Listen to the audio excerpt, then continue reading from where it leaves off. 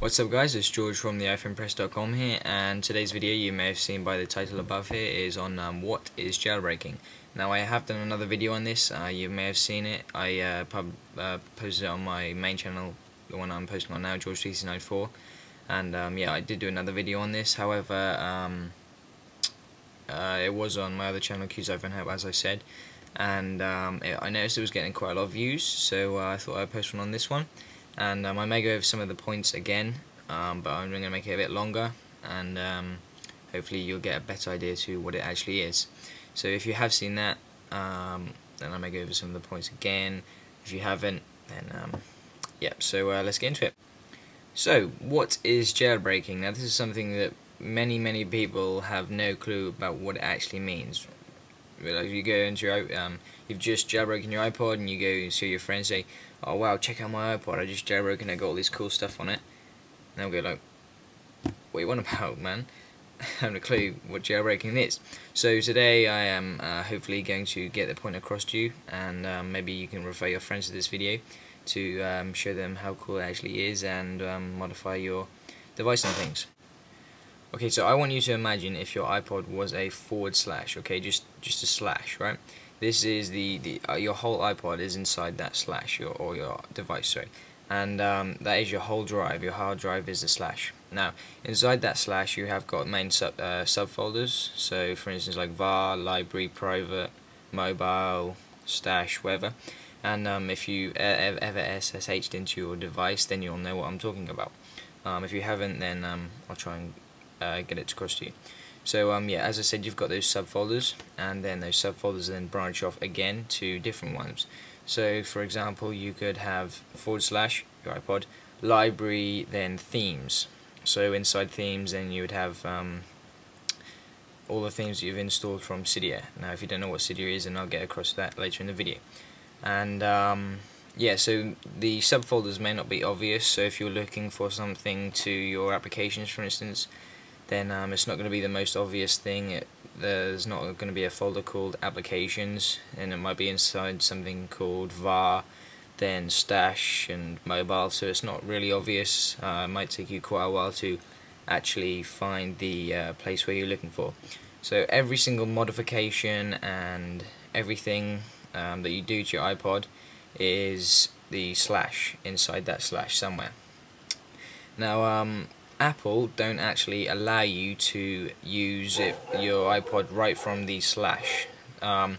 They restrict you from getting inside the iPod, so they don't want you to completely mess it up, or like delete some folder inside the slash, which could force your iPod to go into a mode that you can't do anything, or you have to force it to restore and things like that. So yeah, Apple they restrict you. That's why it's called jailbreaking, because you're breaking the part where you can just get out of jail. Basically, you can't. No restrictions, and yeah.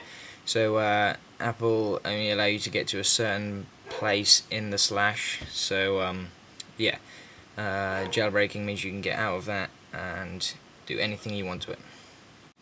So what happens when you jailbreak? Now, there are certain programs released by teams. The main one is DevTeam, and yeah, they release the programs like Red Snow, QuickPwn, Pornish Tool, various other ones, and there are also other teams working on it. But as I said, DevTeam is the main one, and yeah, they release programs so enables you to jailbreak. And when you jailbreak, you get two new icons. There are three. Cydia, which is the main one, Icy and Installer. Now, the reason why I said two, possibly three, there's a bit of confusion. Installer and Icy are both released or created by RIP Dev, and Installer was the main one on the lower firmware, so 1.1, 1.1.2, etc. And yeah, that did really well. Now, when it went to 2.0, I think, possibly 3.0, no, 2.0, and yeah, Installer wasn't doing very well because Cydia was the main one that was out, and people started using that. So they discontinued using the installer when 3.0 came out, and they created a new one called Icy. So the main ones now are called Icy and Cydia. Cydia is the slow one. Well, not really slow, but it takes quite a while to boot up, and I still use it mostly, but yeah, other people like a quicker version to just get into really quick, which is Icy, your other option. And both of them do the same thing, but Cydia is a bit more like, you can control it a bit more, and yeah, it's quite a bit better. So yeah, those are the programs that you can use. Now they are basically a GUI, graphical user interface, for installing those packages, files, modifications into the slash. Remember what I talked about in the start of the video. And those folders that you install, there are hundreds of packages, depending on what sources you install. And yeah, when you add sources, then you get more packages into Cydia or Icy. And yeah, so say you want to install a 5-icon dock, for instance. Now you install that in Cydia, find it and everything, install, then that comes up with some sort of terminal window, sort of terminal looking window, and installs the package, downloads it into the slash. Now somewhere inside the slash, I'm not sure exactly where it is, might be in var somewhere, but somewhere inside there, remember the slash is your iPod or device, and yeah, so that's basically what Cydia and Icy do. They install the packages onto your device and make it easier for you. Obviously applications would be a little more easier. There is a certain route for them, as I said, var stash, and I think jailbroken applications go into just an application folder, so that one is easy to find. So yeah, I think I have explained what Cydia and Icy are, and move on to the next part. Something that people do worry about when they jailbreak their iPhone or iPod Touch is whether it slows it down or not.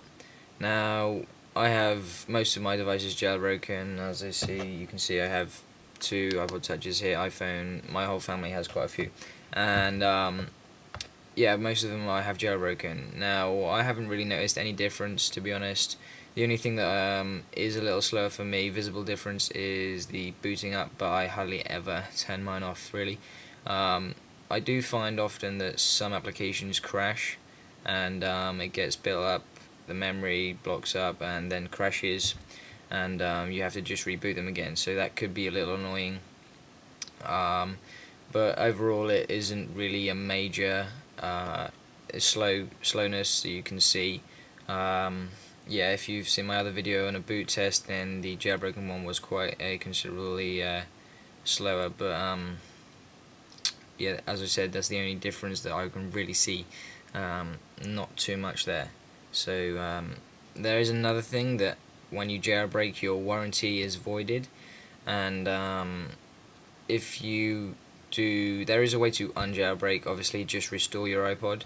Now, I have watched another video on this, and apparently he says that Apple do certain checks to see if it has ever been jailbroken before, but I'm not sure if that's as true, because my brother sent his back because it got water damage, and his was jailbroken, and it seemed to be fine. So yeah, it does void your warranty, so if you send it back jailbroken, they'll send it straight back to you.